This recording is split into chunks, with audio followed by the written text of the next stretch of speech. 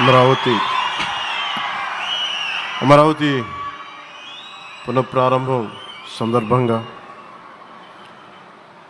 34,000 ఎకరాలు ఇచ్చి 29,000 పైచిలకు రైతులు గత 5 సంవత్సరాలుగా నలిగిపోయి ఇక్కడికి వచ్చి రోడ్ల మీదకి వచ్చి ముళ్ళ కంచెల మధ్యలో కూర్చొని పోలీసు లాఠీ దెబ్బలు తిని కేసులు పెట్టించుకొని ఇంట్లో పెద్దవాళ్ళని కానీ చాలామందిని 2,000 పైచిలకు రైతులు ప్రాణాలు కోల్పోయి మీరు నలిగి బాధపడి మీ కన్నీళ్ళు తుడిచే వాళ్ళు ఉన్నారా ఆ రోజునని చాలాసార్లు మహిళా రైతులు నన్ను అడిగారు. ఇది గౌరవ ప్రధానమంత్రి శ్రీ నరేంద్ర మోదీ గారికి తెలుస్తుందా అని ఒకసారికి 5 సంవత్సరాల క్రితం మీరు అడిగారు. నేను ఆ రోజు ఆయనకి తెలియకుండా ఏది ఉండదు, అమరావతి శాశ్వత రాజధానిగా ఉంటుందని ఆ రోజు మేమందరం కలిపి మాట ఇచ్చాం.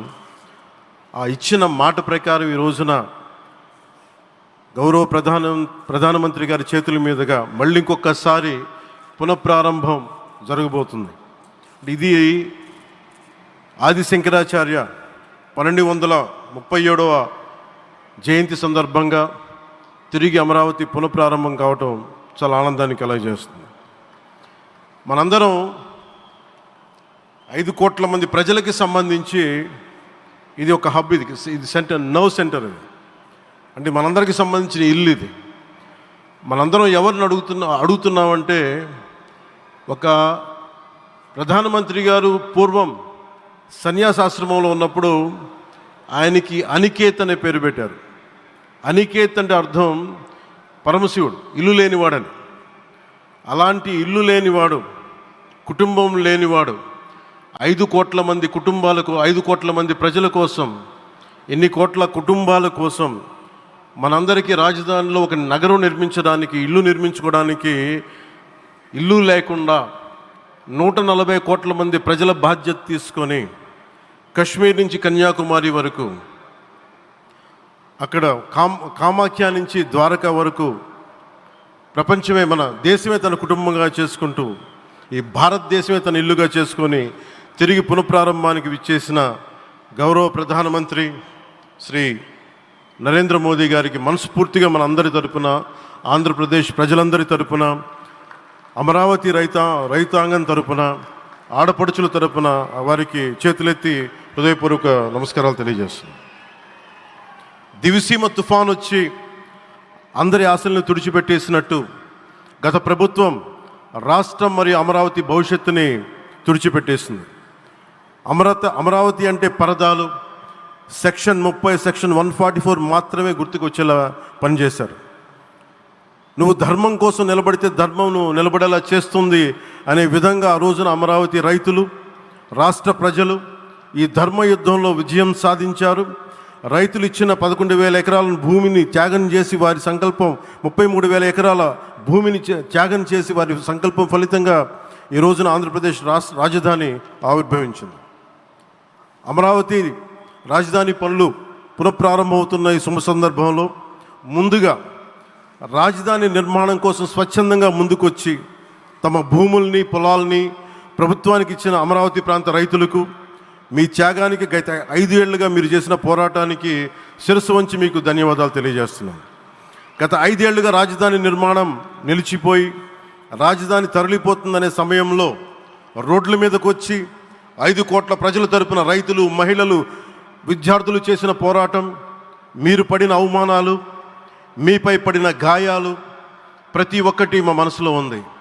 ఆ రోజున దివ్యాంగులను కూడా లాఠీ దెబ్బలు నా గుండెలు ఇంకా సజీవంగా ఉన్నాయి. ఆ బాధ మేము మర్చిపోలేదు, ఎవరిని మర్చిపోనివ్వలేదు. అందుకని దానికి సజీవ సాక్షి ఈ రోజున తిరిగి పునఃప్రారంభానికి గౌరవ ప్రధానమంత్రి గారు రాక, ఆ రోజున మహిళలు, విద్యార్థులు చేసిన పోరాటం, మీరు పడిన అవమానాలు, మీపై పడ్డ గాయాలు ప్రతి ఒక్కటి మనసులో ఉంది.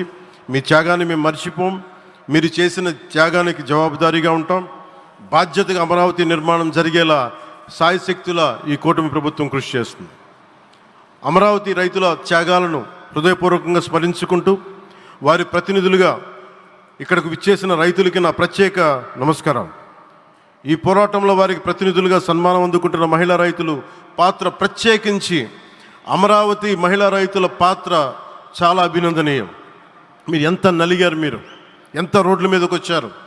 మగవాళ్ళు ఆపేస్తే ఆడపడుచులు బయటకు వచ్చి తిరిగి పౌరుషం చూపించారు, ఆంధ్ర పౌరుషాన్ని చూపించారు. మీరికి నా ప్రత్యేక అభినందన. వాళ్ళు చూపిన సాహసం, సహనం అందరికీ ప్రేరణగా నిలుస్తాయి. వేదిక మీద ఉన్న నా మంత్రివర్గ సహచరులకి, గౌరవ ప్రధానమంత్రి శ్రీ నరేంద్ర మోదీ గారికి, విజనరీ అయిన గౌరవ ముఖ్యమంత్రి శ్రీ నారా చంద్రబాబు నాయుడు గారికి, సోదరులు లోకేష్ గారికి, గవర్నర్ గారికి ప్రత్యేకించి నా హృదయపూర్వక నమస్కారాలు, ధన్యవాదాలు తెలియజేస్తున్నాను. అలాగే ఇతర సహచరులకు, సభకు హాజరైన వారికి, రాష్ట్ర ప్రజలకు కూడా నమస్కారాలు తెలియజేస్తున్నాను. ఇక్కడ రైతులు భూమిని మాత్రమే ఇవ్వలేదు, రాష్ట్ర భవిష్యత్తును నిర్మించే ఆశలను, విశ్వాసాన్ని ఇచ్చారు. కానీ 5 సంవత్సరాల్లో గత ప్రభుత్వం ఆ త్యాగాన్ని అవమానించింది. 3 రాజధానులు అస్తవ్యస్త విధానంతో ప్రజల విఘ్నతని, అమరావతిని అగౌరవపరిచింది. ఈరోజు ఈ వేదిక నుండి మేమందరం మీకు హామీ ఇస్తున్నాం, అమరావతి మళ్ళీ ఒక ప్రపంచ స్థాయి సర్వశ్రేష్ఠ రాజధానిగా ఆవిర్భవిస్తుంది. అమరావతి ఒక ఆర్కిటెక్చరల్ జోన్, ఒక కాంక్రీట్ జంగిల్గా మిగిలిపోకుండా జవాబుదారీతనం, న్యాయం, ప్రజాస్వామ్యానికి ప్రతీకగా నిలవాలని ఆకాంక్షిస్తున్నాను. కేంద్రంలో రాష్ట్రంలో స్థిరమైన ఎన్డీఏ ప్రభుత్వం ఏర్పడిన కారణంగా అభివృద్ధి కార్యక్రమాలు వేగంగా సాగుతున్నాయి. మేనిఫెస్టోలో ఇచ్చిన హామీలన్నీ దశల వారీగా బాధ్యతాయుతంగా అమలు చేస్తున్నాం. కేవలం మ్యాచింగ్ గ్రాంట్స్ ఇవ్వని కారణంగా గత ప్రభుత్వం రాష్ట్రం కేంద్రం నుంచి పొందాల్సిన 1000 కోట్లు నష్టపోయింది. కానీ ఈ ప్రభుత్వం కోఆపరేటివ్ ఫెడరలిజం స్ఫూర్తితోటి, పరస్పర సహకారంతో పనిచేస్తున్నాం. రాష్ట్రంలో రహదారులు, రైల్వే, పారిశ్రామిక రక్షణకు సంబంధించి ఈ రోజున మన అమరావతియే కాకుండా రాష్ట్రంలో రహదారులు, రైల్వే, పారిశ్రామిక రక్షణకు సంబంధించి ఈ రోజున 1,07,00,000 కోట్ల విలువైన అభివృద్ధి పనులకి ప్రధాని గారు శంకుస్థాపనలు, ప్రారంభోత్సవాలు చేస్తున్నారు. రాయలసీమలో గుంతకల్ రైల్వే, గోరంట్ల హైవే లాంటి వివిధ కార్యక్రమాలకు, ఉత్తరాంధ్రలో పిఎం ఏక్తా మాల్ లాంటి వివిధ పనులకు ఈరోజు శంకుస్థాపన, ప్రారంభోత్సవం చేస్తున్న ప్రధానమంత్రి గారికి నా హృదయపూర్వక కృతజ్ఞతలు. నేను అవనిగడ్డ ఎన్నికల ప్రచారంలో హామీ ఇచ్చిన దానికి అనుగుణంగా మనందరి ఆశలు మనకి ఆశించిన విధంగా నాగాయలంకలో మిస్సైల్ టెస్ట్ రేంజ్కి ప్రధానమంత్రి గారు ఈ రోజున శంకుస్థాపన జరగడం నాకు చాలా సంతోషంగా ఉంది. Now with Honorable Prime Minister Sri Modi ji and Honorable CM Sri Chandrababu Naidu garu, and together again Amravati will surely become a world-class capital, a 360-degree growth engine for all of Andhra Pradesh. Our youth will no longer have to leave for Bangalore, Chennai or Hyderabad. Soon Andhra Pradesh will create jobs for our people and attract talent from across the nation and the world. దీనికి, అమరావతికి ప్రత్యేకించి ఒక వ్యక్తిని మనం స్మరించుకోవాలి. రాళ్లల్లో, రప్పల్లో ఒక మహానగరాన్ని చూసిన వ్యక్తి, ఒక 20 సంవత్సరాలు ముందుకెళ్ళి చూసిన వ్యక్తి. అలాంటి నాయకులు మనందరం కోరుకున్నట్టుగా ఆయన వెనంటే ఆయన ఉండాలి, ముఖ్యమంత్రిగా ఉండాలి అని మేము ఆశించిన విధంగా ఆయన ముఖ్యమంత్రి అయ్యారు. ఆయన సైబరాబాద్ అనే సిటీని ఎలా నిర్మించారో, ఎంత అద్భుతంగా రూపకల్పన చేశారో, అమరావతి అనే ఈ క్యాపిటల్ని కూడా ఆయన అపారమైన అనుభవంతో, ఆయన దక్షతతోటి, ఆయన గవర్నెన్స్ కేపబిలిటీ తోటి, అడ్మినిస్ట్రేటివ్ కెపాసిటీ తోటి ఇది అద్భుతమైన మహానగరంగా తీర్చిదిద్దుతుంది. ఇది ఆంధ్రప్రదేశ్కే కాదు, భారతదేశానికి తలమానికంగా అవుతుందని మనస్ఫూర్తిగా నేను ఆశిస్తున్నాను. అలాగే ప్రత్యేకించి ఈ రోజున మనం ప్రధానమంత్రి గారిని చాలా లోతుగా మనం అర్థం చేసుకోవాలి. ఈ రోజున కశ్మీర్లో దాదాపు 28 మందిని చంపేశారు. అలాంటి క్లిష్ట సమయంలో, రాష్ట్రం, దేశం మొత్తం యుద్ధం వైపు వెళ్తున్న సమయంలో, అలాంటి కీలక సమయంలో ప్రధానమంత్రి గారు ఇక్కడికి వచ్చి లోపలంతా బరువు, గుండెల్లో బరువు పెట్టుకొని వేదన ఉండి కూడా అమరావతి రైతులు చేసిన త్యాగాలను మర్చిపోకూడదని చెప్పి ఇంత ఇబ్బందుల్లో కూడా ఆయనకు వచ్చినందుకు మనస్ఫూర్తిగా ఒక్కసారి మనందరం ప్రధానమంత్రి గారికి గౌరవ సూచకంగా మనందరం కృతజ్ఞతలు తెలియజేయాలి. The Pahalgam terrorist attack has been one of the darkest days for the entire country. Even the blood was spilled in Kashmir. The blood spilled in Kashmir, it created tremors in the entire nation. And we had seen it personally, witnessed personally, the pain of the victims.